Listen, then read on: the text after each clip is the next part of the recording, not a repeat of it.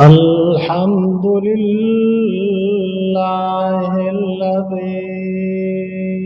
جعل النار على خليله جعل النار على خليله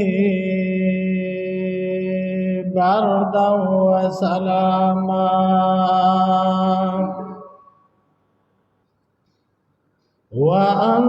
وأنزل على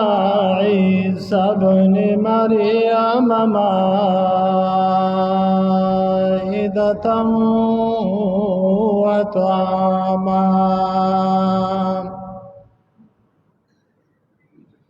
وأسمع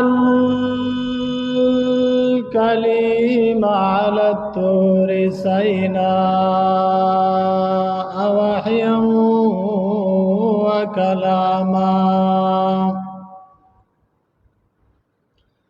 وكشف عن أيوب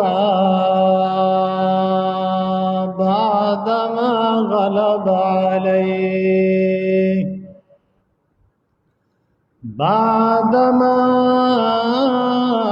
غلب عليه مرضا وسقاما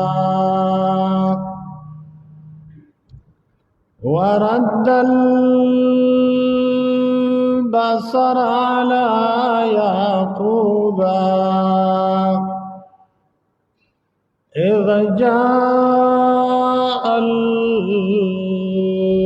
البشير بشيرا وأماما وسخر لسليمان إنسا وجنا وريحا وغماما وقربا محمدا حبيبا بالمعراج قاب قوسين إعزازا وإكراما ووعد الكافرين والمشركين في النار دواما وجعل الجنة للمتقين مقاما أبدي سرمدي لا أول له ولا آخر له لا مثل له ولا مثال له لا مثيل له ولا مماثل له لا ند له ولا ضد له لا مد له ولا مد له ولا مد له ولا ممد له أحد صمد لم يلد ولم يولد أما بعد فأعوذ بالله من الشيطان الرجيم بسم الله الرحمن الرحيم والفجر وليال عشر وقال الله تعالى فصل لربك وانحر. وقال نبينا صلى الله عليه وسلم إن أعظم الأيام عند الله تبارك وتعالى يوم النحر ثم يوم القر، أو كما قال عليه الصلاة والسلام. زما معززینو ډېرې زیاتې قدرمندې، ډېرې زیاتې درنې او ډېرې زیاتې د الله په نسبت باندې معززې شپې ورځې شروع دي. حدیث پاک کې راځي چې د ټولو نه زیات محبوب عمل الله رب العزت په دې لسو شپو کې چې کوم مسلمان عمل وکړي هغه ورته د ټولو شپو د کال د هغې محبوب دی. نبی پاک وایي فاکثروا فيها التهليل والتحميد. په دې شپو ورځو کې د الله د توحید تذکره ډېره کوئ او د الله شکر ادا کوئ. د تحلیل مقصد دا دی چې د هغه کلمې ورد کوئ کم کې چې د الله رب العزت د یووالي تذکره ده، او د تحمید مقصد دا دی چې الله نعمتونه درکړي دي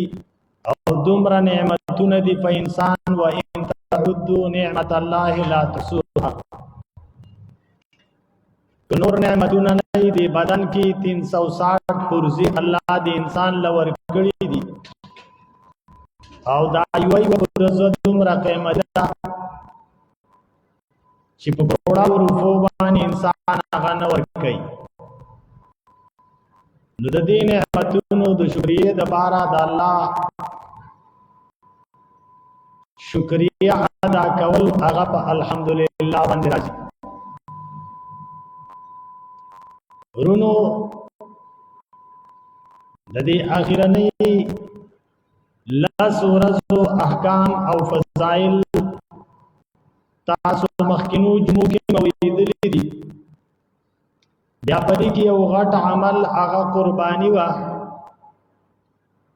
قرباني په چا کېږي په چا نه کېږي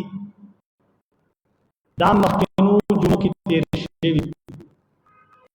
نصاب د قربانۍ بدلې دا مخکې ویلی شوي. وخت مسائل زیدي کوشش کوم چې کومې اهم مسلې دي چې هغه ستاسو مخکې کړي. نبي پاک صلی الله علیه وسلم وایي ان اعظم الايام عند الله تبارک وتعالى يوم النحر. ورځو کې د ټولو نه لوی ورځ د الله په نزد د اختر ورځ ده. ثم يوم القر، بیا د حاجیانو دپاره هغه ورځ ده چې په هغې کې حاجیان د مشي او قرارې ونیسي. چې کله حاجي صاحب د حج احکام پوره کړي د اختر په ورځ قرباني وکړي نو سبا له بیا په دمه باندې شي، ځکه ورته یوم القر.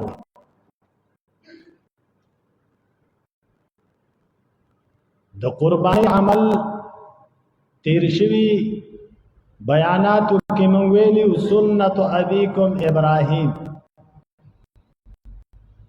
دا ستاسو د پلار ابراهیم خلیل الله طریقه ده او هر مسلمان د خپل پلار په طریقه باندې فخر کوي او د هغه مشن نه پرېږدي. نو مسلمان هم پکار دي چې د خپل پلار ابراهیم خلیل الله مشن راټینګ کړي کله چې د پلار میشن د خلک تاوان برداشت کوي خو هغه میشن د لاس نه ورکوي. نو موږ او تاسو د دې قربانۍ دپاره عزم وکړو انشاءالله چې الله رب العزت به راته اسانه کړي. یو د قربانۍ ورځې کومه دي نو چې دا موږ او تاسو وپېژنو. د قربانۍ ورځې د اختر د ورځې نه شروع کېږي کله چې د اختر لمونځ وشي. سبا بیا قرباني او بل سبا د انوار د پرېوتو پورې. غرض دا دی د قربانۍ ورځې درې دي، یو د اختر ورځ، یو په هغې پسې ورځ، یو ورپسې ورځ. په دې درې ورځو کې انسان قرباني د شپې کولی شي، د ورځې هم کولی شي. دومره د فقهاو ویلي دي که چېرته تیاره زیاته او انسان په صحیح طریقه باندې قرباني نشي کولی د تیارې د وجې نه، نو بیا دې د شپې قرباني نه کوي. نن سبا خو هغه مسلې نشته دی، الحمدلله شپه ورځ یو شانه شوې ده په رڼا کې. نو د رڼا بندوبست که انسان د شپې قرباني کوي هم کولی شي، که د ورځې قرباني کوي هم کولی شي. نو یو تاسو د قربانۍ ورځې وپېژندلې چې د اختر د ورځې مونځ وشي، د قربانۍ عمل چالو شو، او د درېیمې ورځې د انوار د ډوبېدو پورې، د انوار د پرېوتو پورې قرباني کېږي. دویمه خبره چې اکثر عوام ملګري د هغې تپوس کوي، یاره مفتي صاحب پلار دې قرباني ولا کوم، منګلونې او شریکې پیسې راټولو، پلار له قرباني کوو کېږي او که نه کېږي. منګه شریک رونې او پیسې راغونډو، مور له قرباني کوو کېږي او که نه کېږي. یاد ساتئ تېره شوې جمعه کې ما ویلي یو مالداره انسان دی، هغه به خپله قرباني خامخا کوي. د دې نه اخوا یو انسان د پلار دپاره قرباني کوي، د مور دپاره قرباني کوي، بېشکه کولی شي. که یو کس دی هغه وایي زه مور له قرباني کوم، هم کولی شي. مور غریبه ده، پلار غریب دی، وسې نه کېږي، او دا مسلمان وایي زه د دغه غریب پلار دپاره قرباني کوم، بلکل یې کولی شي. دوه لونه دي، درې لونه دي، څلور لونه دي، خویندې موسه دي، دوی په شریکه باندې وایي چېرې موږ به لږې لږې پیسې راغونډې کړو او د مور دپاره به قرباني وکړو، یا به لږې لږې پیسې راغونډې کړو د پلار دپاره به قرباني وکړو. بېشکه کولی شي، خو قرباني نفلي قرباني ده. نفلي قرباني ده، په مور باندې واجب نه ده، غریبه ده. په پلار باندې واجب نه ده، غریب دی. بچي په خپل خواهش سره او په خپل طبیعت سره او د خپل زړه نه پیسې لږې لږې راغونډوي او والي صاحب له قرباني کوي، کولی شي. هېڅ قسم ممانعت په دې کې نشته. خو ما تاسو ته وویل که چېرته بچی په خپله مالداره دی نو خپله قرباني به نه پرېږدي د پلار د وجې نه. چېرې سږ کال به یې پلار له وکړم او سږ کال به یې مور له وکړم، هغه خو نافلي ده، کوشش وکړو ونه شوه، ته خپله فرضي به نه پرېږدي. درېیمه مسله، یو مسلمان څاروی واخیستو او دغه څاروی داسې و چې حملدار و، په خېټه کې بچی و. حامله څاروی په دې باندې قرباني کېږي او که نه کېږي؟ او کوم څاروی چې هغې په خېټه کې بچی دی قرباني پرې کېږي. دومره زموږ فقها وایي چې یاره که وخت یې نږدې دی نو بهتره دا ده چې په دې قرباني مه کوه، د دې په ځای باندې بل قرباني څاروی واخله، دا ځان ته که بدلولی شي چې کله انسان مالدار دی د قرباني څاروي واخست بدلول شي لہذا بل څاروي واخلو دا کوم چې حامله به منګو تاسو چې غبلار بوي دا غبلار بغوا دا میکا دا چې لیدا بهشکه په دې باندې قرباني کیږي خو کو نږدې دا نو بهتره دا چې بدل کړي شي بيدام فقهاء ویلي دي که کوم څاروي هغه حامله دي او هغه دې ذبح کو بچي ژوند دی هغه مو سره ذبح کړه خپل شي باندې باندې قرباني شي او چې ملک دا شو نو چې ملک او کوم وایي چې ذبح دا مسله شو سلوما مسله jadi ډیر زیات پوسی کې موقع پلان کیږي کې پلان دی او غلا مونږ دې کړي او دا مونږ کړي منګه د قرباني ذبح کولې شو ګنا یا پلان می سعودي کې دی من پاکستان کې د پلار قرباني من دلته ذبح کولې شو ګنا مونږ کړي تاسو نه دي شي یا هغه مونږ نه کړي مونږ کړي دا یو مسله دا ډېر بار بار مونږ راځي چې دا اختر ورځ دا مونږ وشو خو یو مسلمان هغه لا مونږ نه دی کړي نو دا قرباني څاروي حلال ولې شي ورشي حلال د دې لپاره یو قاعده زده کوي زمونږ د فقه کتابونو هغه ذکر کړی ده چې د قربانۍ په باب کې د قربانۍ څاروي چې شرط دی هغه قضیه به اعتبار وي انسان له به اعتبار نه لکه فقهاء ذکر کړی دي یو سړی کار کې اوسېږي او دا خپل د قربانۍ څاروي باندې ته وي د باندې والا د قانون دا دی چې د سار موزي او هغه ذبح کولې شي کباندو والا باندې خو جمعي منظم نه ډاکټر منظم په نه نو دا غي د لپاره قانون بدل دی د شهريانو شهري سره چې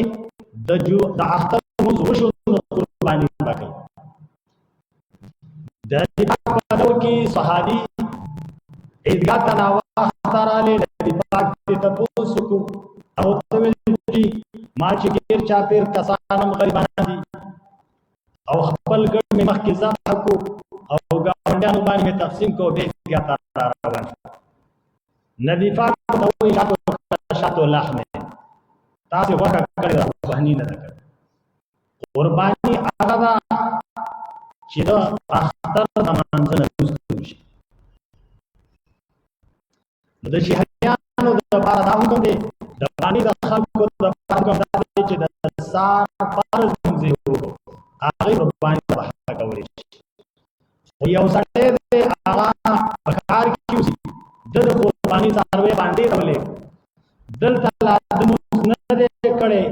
کوم ځای کې چې د قرباني څاروي به حالت چې د سار منځ وشو قرباني څاروي ولا قرباني وشو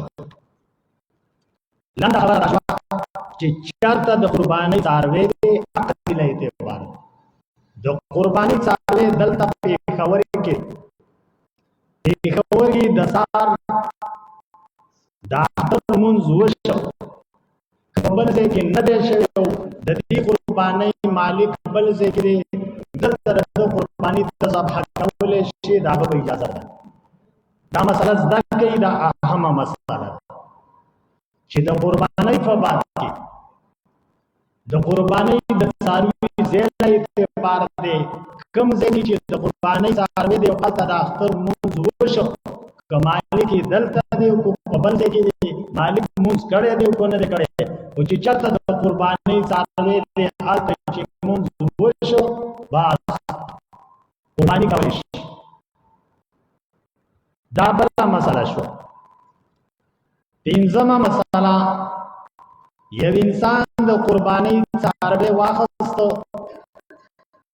هغې کې شوده دي، هغې کې پی دي، یا د هغې وړۍ غټې شي، یا مثلا هغه خوشان کړي د هغې نه خلک ستیا کې تپي، آیا دغه خوشان په خپله پیدا کې څوک راوستی شي؟ دغه شوده په خپله پیدا کې څوک راوستی شي؟ دغه وړۍ څوک په خپله پیدا کې راوستی شي؟ فقها وایي بهتره طریقه دا ده چې د قربانۍ څاروي دی او د هغې غولانځ کې شوده دي، نو هغې له یخې اوبه ورکړه چې هغې سره دا شوده وچشي. خو خامخا هغې کې شوده دي، راوړل وشل ځینې وخت مال ته تکلیف وي چې هغې غولانځ ډکه شي او ترې نال وشي، هغې له تکلیف وي هغه به راوړل وشي او بل مسلمان له به یې ورکړي، پخپله به یې نه استعمالوي. دقسې حکم یې د وړۍ هم دی، دقسې حکم یې د خوشان هم دی چې د هغې کوم شیونه دي د قربانۍ هغې ته ځان له پیدا مه اخله، هغه بل مسلمان ته ورکړه، هغه دې پیدا واخلي. احسن الفتاوی کې څه شرطونه لګولي دي، په هغې کې یو شرط دا لګولی دی چې د قربانۍ څاروي خو بار نه څرېږي، ته ورله د باره نه واښه راوړې او کور کې دننه دی، ستا د باره په وږو باندې هغه مړي دي، نو که د هغې شوده تا راول وشل ځان له استعمالولی شي. دقسې حکم یې د خوشانو دی او د وړۍ دی. خو ما ته وایي بهتره خبره دا ده چې بل مسلمان ته صدقه کړه. دا پنځمه مسله شوه.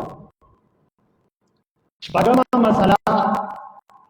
د قربانۍ څاروی د یو ځل واخیستو، غواړي چې دا بدل کړم، دا ښځه د نر اخلم، دا ګډه ده چیلۍ اخلم، دا چیلۍ د ګډ اخلم، دا ګډ دی واخلم، آیا دا کولی شي که نه؟ دا زما خبرې به اوري په ایښه باندې، داسې نه چې په اودو باندې ګډوډ وشي. یو مفتي صاحب داسې ویلي مثلا نیمه واوري نیمه واوري،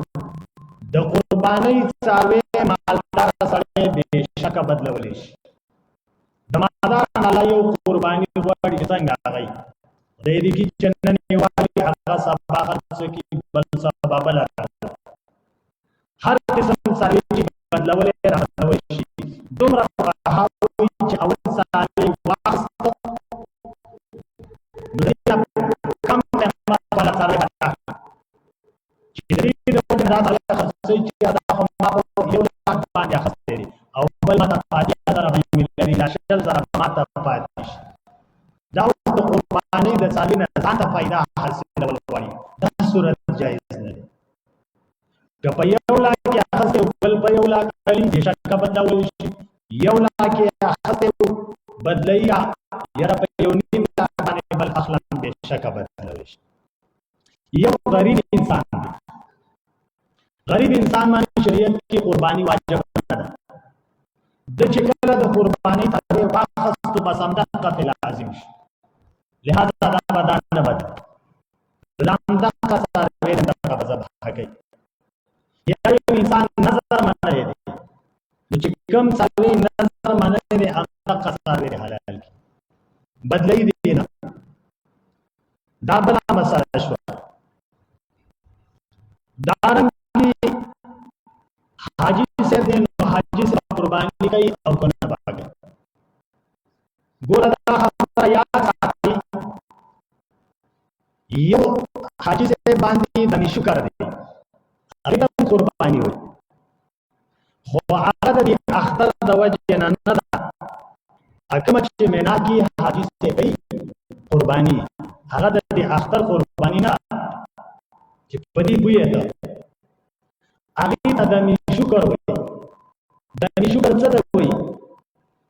حاجي صاحب د دې ځای نه تلو، عمرې وکړه او د عمرې سره بیا یې حج هم وکړو. فمن تمتع بالعمرة الى الحج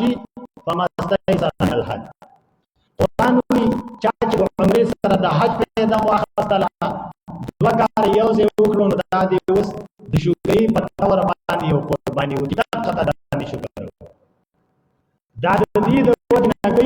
چې د په یو سفر کې وخت خیر کارونه وکړه، یو عمره وکړه، بلې حج کو. شریعت ورته وایي دغه مینا کې یو څاروی د شکرې په طور باندې ادا کړه، په یو ډز د مرغۍ وشي. یو د مالدارۍ د وجې نه د اختر په ورځ باندې قرباني ده، کوم چې ما ورته عادت نه کوو. نو آیا دا قرباني په حاجي صاحب باندې شته او که نشته؟ حاجي صاحب که چېرته غریب دی، حاجي صاحب که چېرته غریب دی، دا ته زه کوم په تاسو وایي څنګه غریب دی؟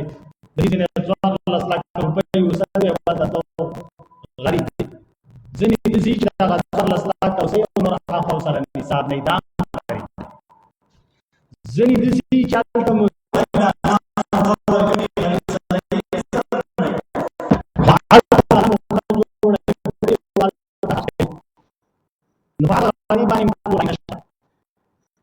حاجی صاحب مالدار دی او د مالدارۍ سره دویم خبره د مسافر هم نه دی. مالدار دی مسافر نه دی. تاسو چې مسافر نو څنګه چې د پاکستان نه تللی دی دغه ته مسافر وایي که نه؟ ما تاسو ته مخکې ویلي چې یو زمونږ او ستاسو مسافر دی، یو د شریعت مسافر. شریعت کې مسافر هغه چا ته ویلی کېږي، په شریعت کې مسافر هغه چا ته ویلی کېږي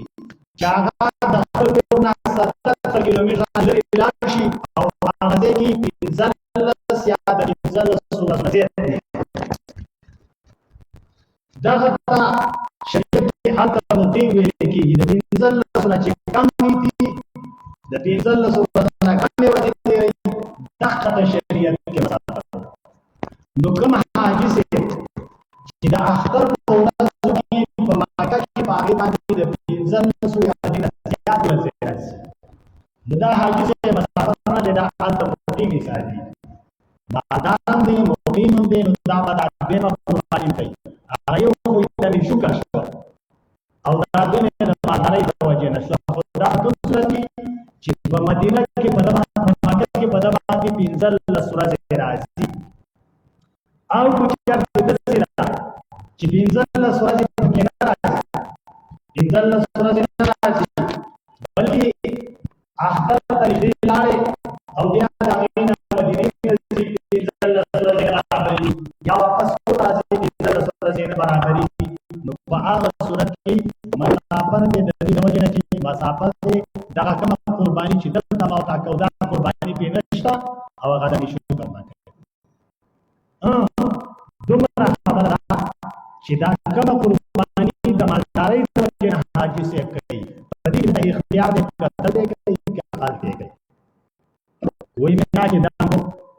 او وایي نه دا بس ولیکي پلار ته به ووایم مور ته به ووایم ورور ته به ووایم چا ته به ووایم هلته به قرباني زیات بهتره ده چې دا قرباني دلته یا کوم زمونږ مسافرونه راوځي نو هغه څنګه تاسو د دې په مسافرو د بعض شریعت کې هغه مقیم دي ځکه د 15 ورځو نه دې کلونه باندې هلته دي او مالدار دي هغې چې قرباني کوي هلته کولی شي دلته کولی شي، خو بهتره دا ده چې دلته قرباني وکړي ځکه دلته غربت زیات دی، نو چې دې خلکو ته د هغې نه فایده ورسي. دا دې بله مسله شوه. بله خبره یو سړی دی قرضدار دی، قرضدار مسلمان قرباني کولی شي او نشي کولی؟ بېشکه کولی شي. ځینې انسان چې قرضدار یې قرباني کوي نو دا ګناه کوي. نه ته خو چې د ایرانو د رسولو دپاره پیسې اخلي هغې ته خو دا ګناه ویل چې کور کې دې مړی وشي د تختې حلوا پسې پخلی دا شریعت کې شته. درېیمه پسې کې دا د هندوانو طریقه ده، څلوېښتې پسې کې دا د هندوانو طریقه ده، پوجوې پسې مسلمان کې په 100 روپۍ لګي دا د هندوانو طریقه ده. هغې دپاره قرضونه هم راغلي، هغې ته ګناه دی او چېرته دې د سنت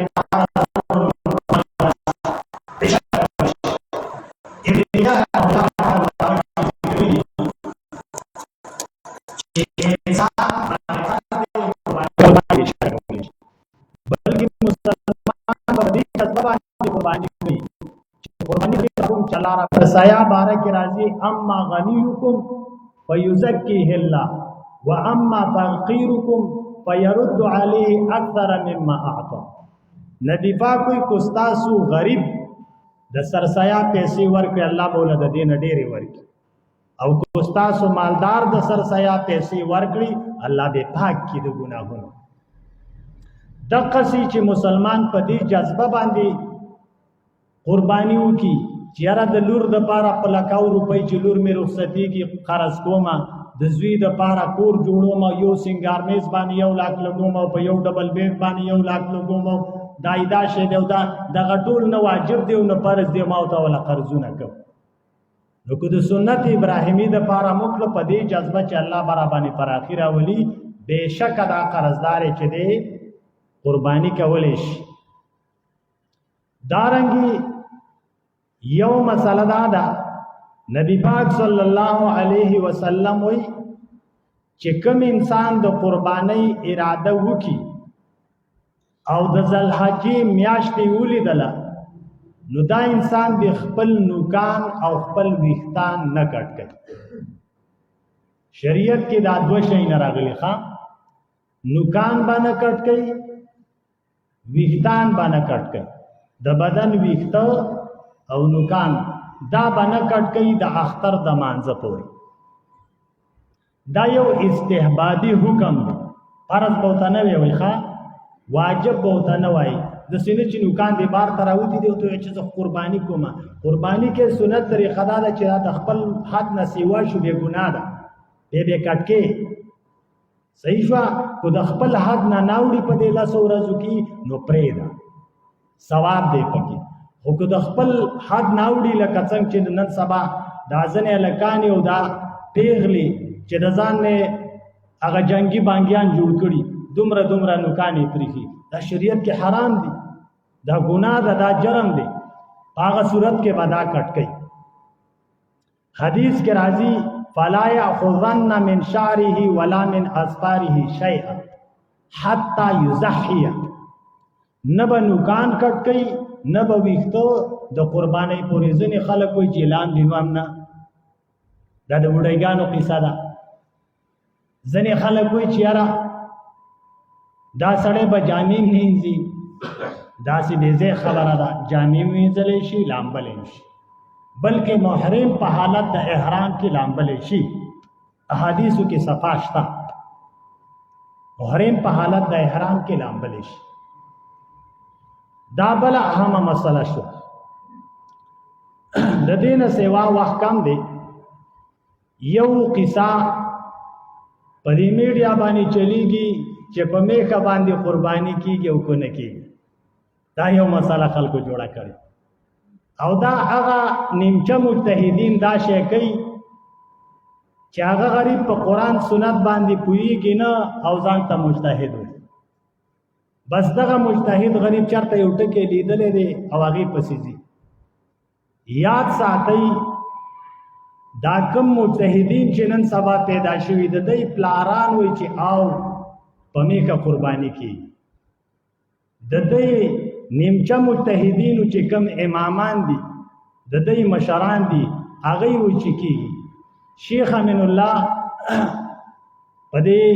پېښور کې د اهل حدیث لوی عالم دی. تاسو ته به دا حواله وي نه معلومي تاسو د کتاب حواله منګه د نظرونو نه استل الحمدلله.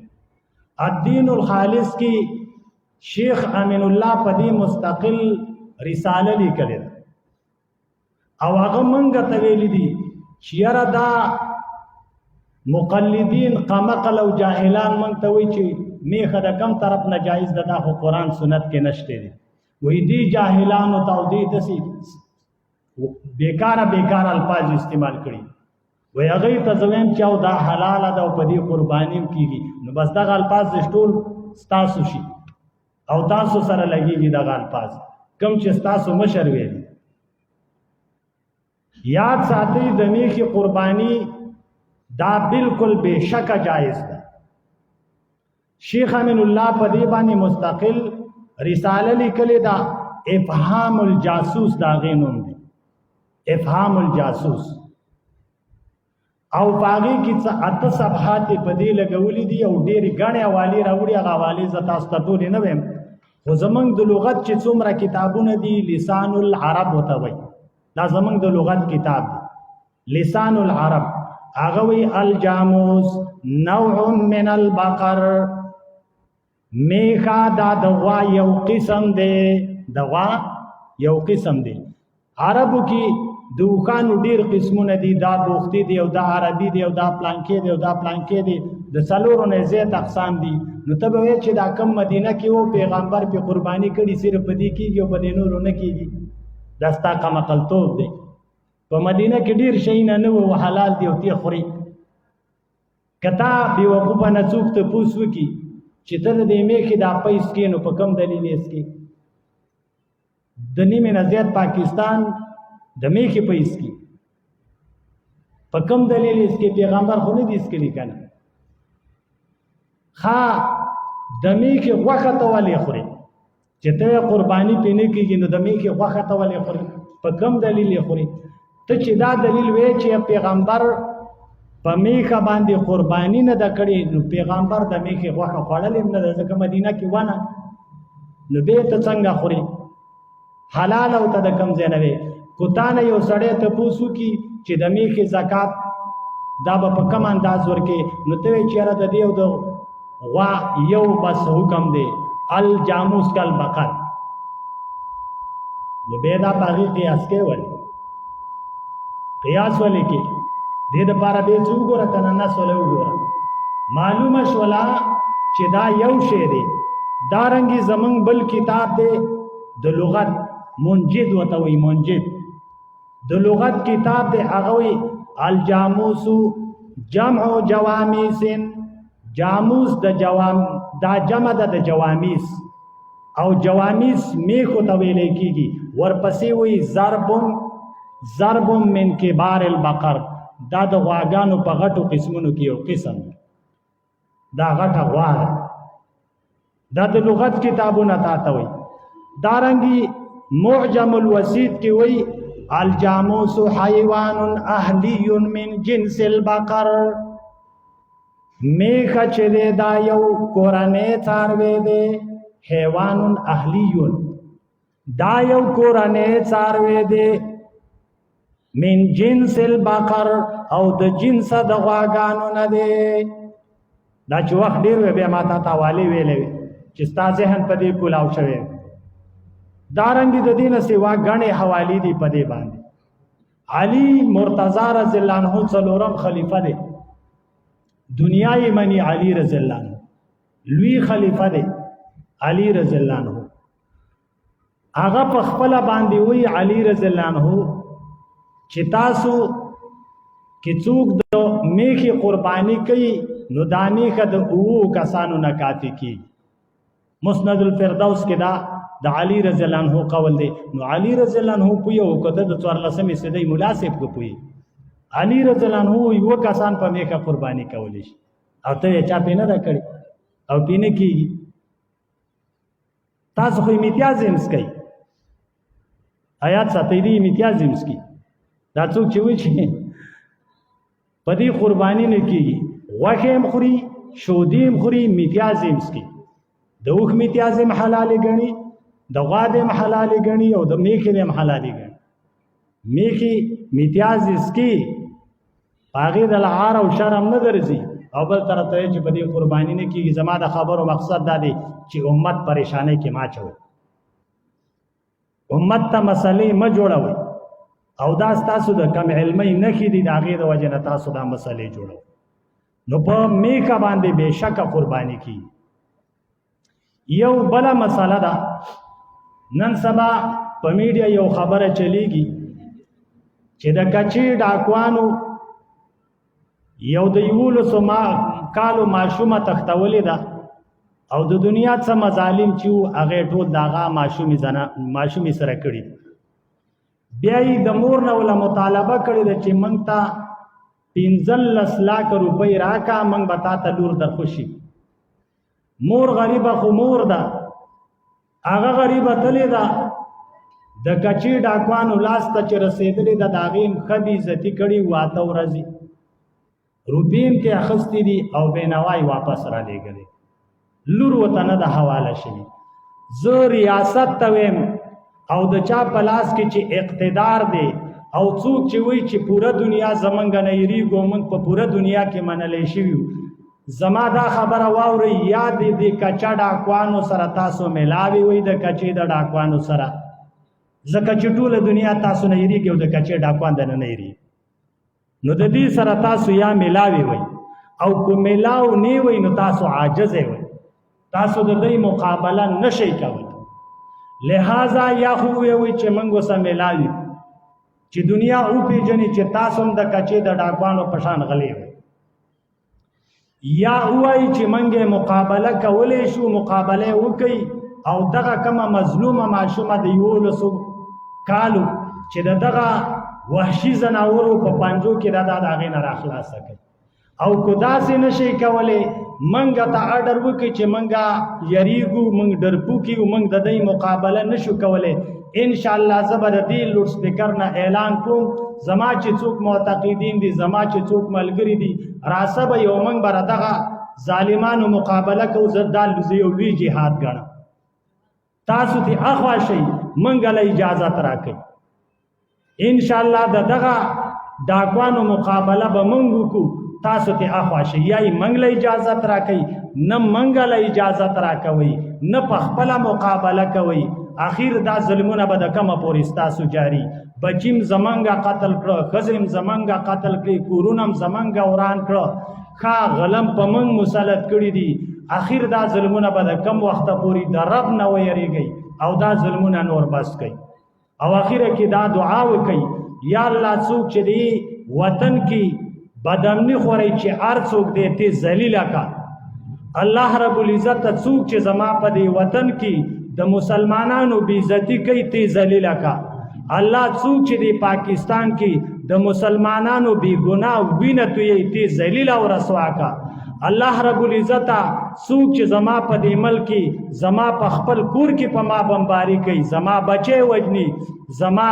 خزه سر توري ما د خپل کور نو باسیره بچي هر څوک دې په هر جامه کې دې ته ذلیل او رسوا کا الله رب العزت څوک چې په دې وطن کې د کافرو په اشارو باندې د غیرو په اشارو باندې د خپل مسلمانانو بی عزتی کوي یا د خپل مفاد او د خپل جب او د خپل خېټه د پاره د بل مسلمان وینه توي الله کو هر څوک دې ژوند دې د پریشانای کا ژوند دې د ذلت کا الله ټول مرد مرګ پوری ذلیل وساته او الله زمونږه د پاکستان مسلمانان دغه خلکو د دې شرور نه نور محفوظ وساته وما علینا الا البلاغ